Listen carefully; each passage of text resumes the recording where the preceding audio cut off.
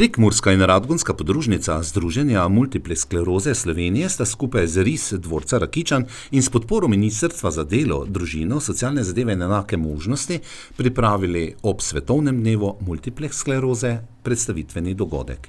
Sprostitvena delavnica s pripravo kopalnih soli in vožnja s kočijo v okviru socialno-varstvenega programa Pomoč za kakovostno življenje oseb z multiplo sklerozo je bila v čudovitem ambientu parka ob dvorcu Rakičan.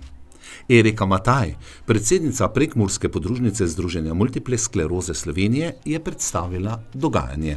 Danes imamo dogodek v dvorcu RIS Rakičan za svetovni dan obolelih za multiplo sklerozo.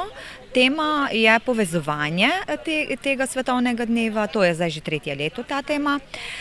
Svetovni dan multiple skleroze je pa namenjen osveščanju javnosti o bolezni, kajti ogromno ljudi še ne ve, kaj je to za bolezni, ne znajo prepoznati, imamo mnogo mladih članov in ogromno se dogaja, da jih ljudje obsojajo, kao da jim nič ni, v resnici pa so bolni in uporabljajo tudi parkirišča za invalida, ampak javnost pač je neuka in zato ozaveščamo javnost. Težko je to povedati, kajti ne morem govoriti iz zdravstvene stroke, lahko samo povem iz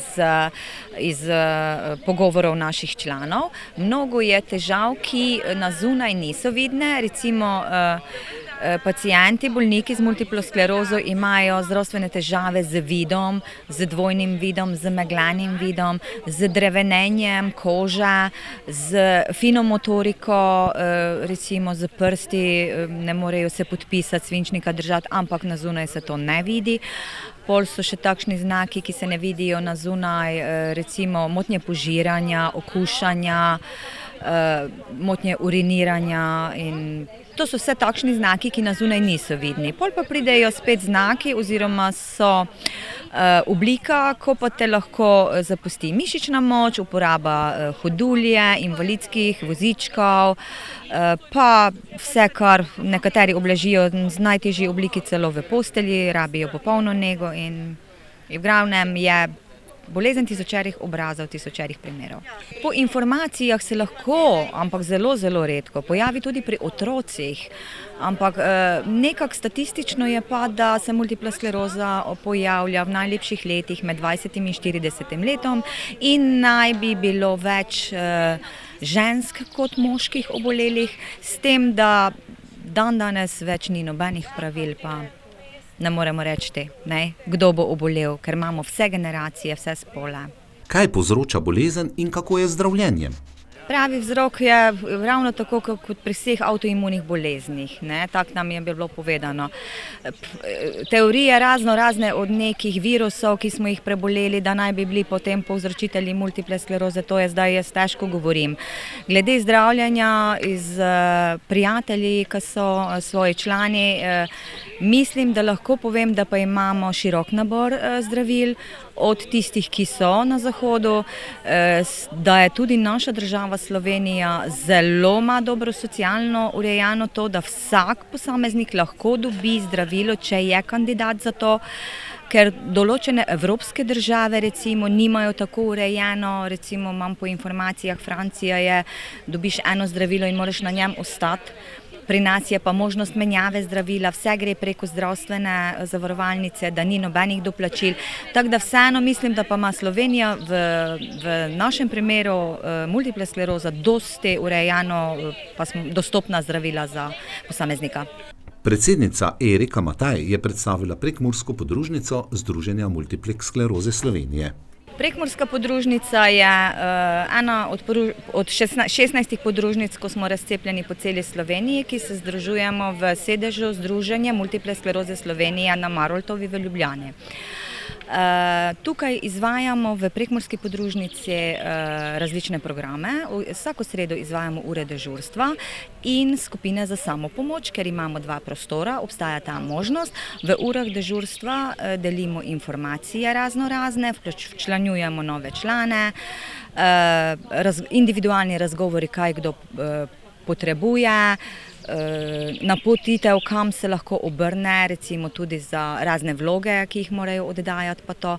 Pol imamo ob četrtkih ure za razgibavanja kot telovadba. To nam vodi upokojena diplomirana medicinska sestra Olga Flisar, je vodja teh vaj.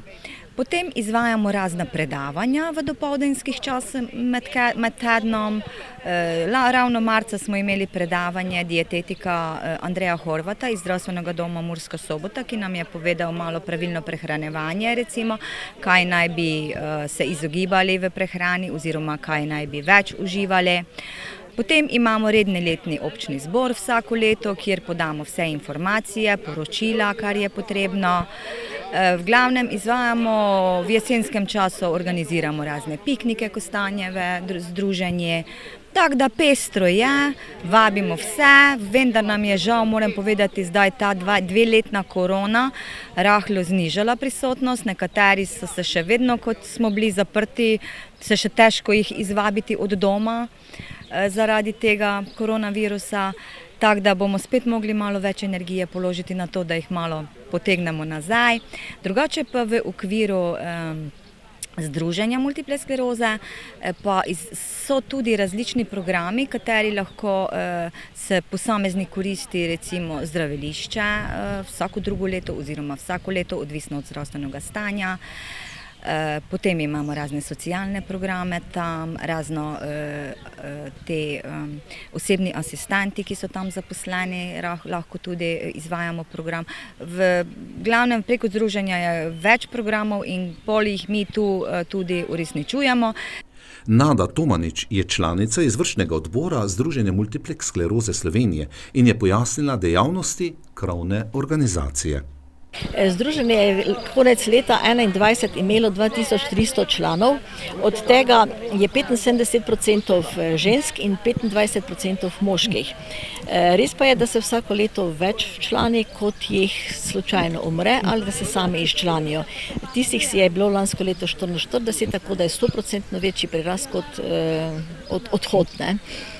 Imamo pa 16 podružnic po celi Sloveniji in sedaj tudi v teh dneh zaključujemo spet po dolgem času z rednimi občnimi zbori, tako kot smo navajeni, da se združimo, da se vidimo po enem letu.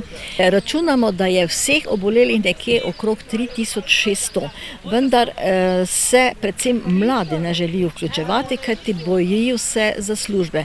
Veliko ljudi še vedno ne razume, kaj je to multipla skleroza, da je to res bolezen tisočerih obrazov, da ima vsak svoje simptome in vidijo takoj, to je zdaj bolezen, da bo človek non-stop na bolniški, da bo samo na papirju, da je naš delavec, in zato se tudi potem člani mladi, predvsem mladi, ne upajo članiti, čeprav jim članstvo prinaša velik privilegij, saj imajo možnost koriščenja zdravilišča in sicer smo ocenjeni po invalidnosti, po oceni EDSS od 0 do 8 in sicer potem od 3 naprej lahko gredo vsako leto v zdravilišče, ki si ga sami izberejo, ni določeno, pa tudi termin in tudi s tistimi prijatelji, s katerimi želijo iti. Tako da je tudi to je veliko, predvsem za tiste, ki so doma, da nimajo rednih stikov, in to jim ogromno pomeni, da potem vsaj enkrat na leto lahko gredo v zdravilišče. Kakšno pa je razumevanje v Sloveniji tistih, ki skrbijo tudi finančno za nemoteno delovanje združenja? Zdaj sem že kar nekaj let v izvršnem odboru in vem, kako te stvari stojijo, da veliko se moramo truditi sami za donacijska sredstva. Vsako leto pa potem tudi kandidiramo na razpisu Zavoda za zdravstveno zavarovanje ravno za te naše programe za zdravilišča in za rehabilitacijo na domu, kajti tisti, ki ne grejo nikamor, ki se za nič ne odločijo, imajo možnost potem tudi rehabilitacije za določen znesek na domu. Tako da nam zdaj že nekaj let zavod da sredstva samo za 860 članov, prijavi se pa za zdravilišča vedno okrog 1100 do 1200 in potem ta manko nekje moramo najti, da lahko ustrežemo vsem. Strokovna sodelavka socialno-varstvenega programa Tadeja Horvat je bila v organizaciji predstavitvenega dogodka za javnost. Ob robu dogodka je povedala.